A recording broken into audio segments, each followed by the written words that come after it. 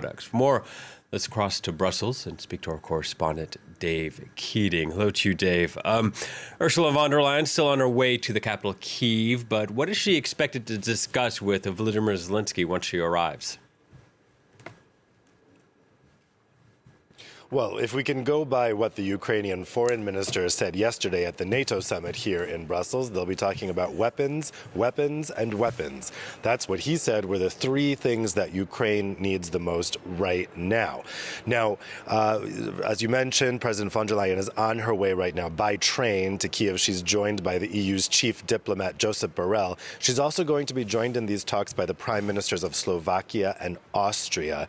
So this is a very high-level meeting. And as opposed to the visit made last month by the prime ministers of Slovenia, Czech Republic, and Poland, this meeting von der Leyen will absolutely be speaking for the EU. So she'll be more limited in what she can say because she has to kind of represent the consensus view of all of the EU countries.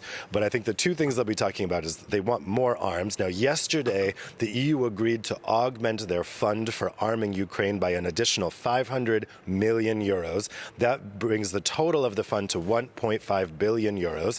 So President Zelensky should be pleased to see that, but he wants to see that actually spent. That's just money that's available. Essentially, countries can have their military expenditure for arming Ukraine reimbursed by that EU fund, but he wants to make sure it's actually used, and that has been slow going so far.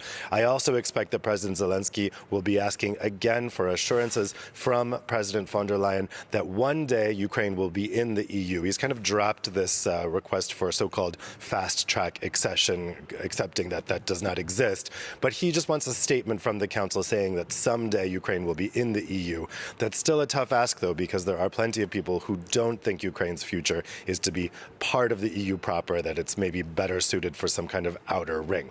Now, interestingly, with Slovakia's prime minister visit in Ukraine today, that will mean that 3 out of the Visegrad 4 countries, Czechia, Slovakia, Poland, will have all had their prime ministers visit Ukraine. That leaves Hungary as the odd man out. But don't expect Hungarian Prime Minister Viktor Orban to be visiting President Zelensky in Kyiv anytime soon. His attacks on President Zelensky have grown more emboldened since his re-election on Sunday. He is refusing to aid Ukraine in this conflict, saying that Hungary must remain neutral, and he's threatening to veto any attempt by the EU to ban imports of Russian oil or gas.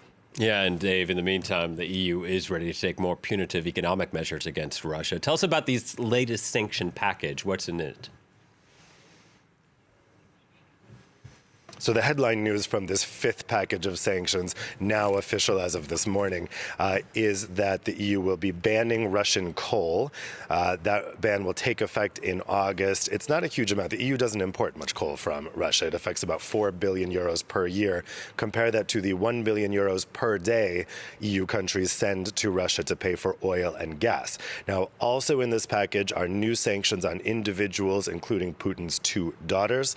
Also a block on Russian or Belarusian ships entering EU ports or trucks crossing into EU borders.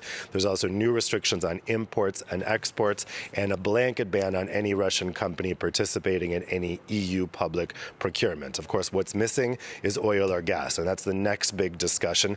President von der Leyen has been saying over the past days that oil is on the table. They are discussing it. I'm hearing that the German and Austrian opposition to banning Russian oil is softening, but they need some kind of phased-in approach so that it doesn't create an economic shock in Europe that could send Europe plunging into recession. That's going to be discussed over the next week, but Hungary remains the biggest obstacle to that right now because Viktor Orban has been very insistent that he will veto any attempt by the EU to ban Russian oil or gas. Gas, by the way, completely off the table for the moment. The EU is much more dependent on Russian gas than Russian oil, and it's also much harder to replace that gas than it is oil because oil can be sent as a liquid over ships, over the ocean. Gas, it's much harder to send over the ocean because it has to be liquefied.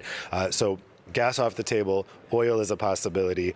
Viktor Orban may utilize that veto next week. That would put him on a real collision course with his Visegrad 4 partners, and with Poland in particular. That's the other big thing to watch right now, is that so-called illiberal axis within the EU, Poland and Hungary.